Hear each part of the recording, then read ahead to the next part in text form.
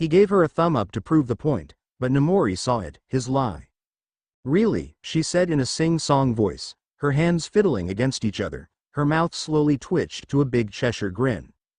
Izuku blushed but still kept his face straight, but the puff-up cheeks almost ruined the serious face. Yes, we pretty much just visited museum, and we took some pictures. Midnight's face fell, her teasing attitude just completely dropped to zero, but she quickly regained her demeanor. Maybe, did you do anything more than just taking pictures? Yes. Izuku answered straightly, trying to make his response more convincing. Even though it completely turned her off, her smirk was still present, so you didn't include the, she made some kissy noises. Izuku's face got redder, embarrassed about the forced kiss with Setsuna, but wait, how did she know? Did the other Tokages know too? But he decided not to speak, not wanting to embarrass himself more. Midnight giggled before waving her hand, telling him he was done now. All right. Thank you Midoriya. You can leave now. Izuku nodded and quickly left the room, passing through a grumbling Vlad King, who just kept whispering about. It could have been much more entertaining. Izuku found it weird but just let it slide away. Damn it, it could have. Stop muttering. Midnight deadpanned, she was quite annoyed by the Blood Hero's childish behavior. And besides, there are still much more dates to finish, so don't worry. Yeah my friend, he has only just finished 4/15, I am very sure that he will fail once at the very least. Snipe chimed in. Sekijiro sighed. Yeah, he will lose a date, no matter what, he will fail, ha ha ha ha ha ha, he laughed. Everyone else just deadpanned, while present Mike was laughing at the background. Yo, look who it is. Snipe muttered as Aizawa entered the room. What made the room gasped in shock was not Aizawa himself, it was what Aizawa was wearing. The gloomy man was wearing a normal jean, nothing special about it, but he was wearing a shirt with a silly cute cat that said, positive, which made the whole room erupted into a laughing mess, much to Aizawa's frustration. Ha ha ha ha ha, what the hell are you wearing, a racer? Ha ha ha ha ha. Hizashi snorted to calm down his laugh, but he couldn't. You can't get a woman with that kind of shirt, Midnight teased him. Shota didn't say anything, completely ignored the laughs from his colleagues. He walked to his work desk to clean up his stuff before going home. The underground hero grumbled when present Mike repeated the joke, which got the whole room laughing again. But hey, how did you change your hero costume to regular? Present Mike wiped the tear before asking him. Just changed in my sleeping bag, and I am going to take Eri somewhere tonight. Aizawa summoned his new lair from out of nowhere. The teachers were all dumbfounded. How the hell did he learn Izuku's true quirk? Oh. Hizashi rubbed his chin in realization. It is Friday night, meaning he has to take her for some fun. That explained the silly shirt. Ara, Eri, Midnight shouted, waving her hand at the door where the little girl was standing at. She timidly stood there to wait Aizawa. Auntie Midnight. Midnight cooed at that, she was so cute, so youthful. Ah, Eri is here. Hizashi shouted. Quiet, Mike. Aizawa grumbled, pointing at Eri, who was covering her ears with teary eyes. Everyone hates that. Present Mike kept his head down in shame before apologizing Eri, but she said it was not his fault anyway. He tried to scream a big sorry, but it was stopped in time. So where are you going tonight? Vlad King gave her a kind smile. The amusement park. Eri answered with a grin, happy that her adoptive father would take her to the place she had hoped to visit. Midnight cooed. I didn't know that you want to visit that kind of place.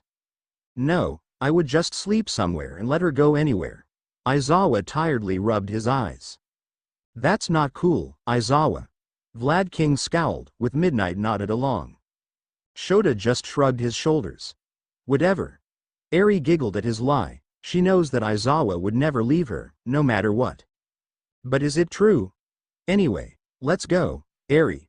Say goodbye to everyone. Shota said to Eri, who bowed her head, and everyone just cooed at the sight. Before Aizawa could even left the room, Eri decided to tell everyone a big secret.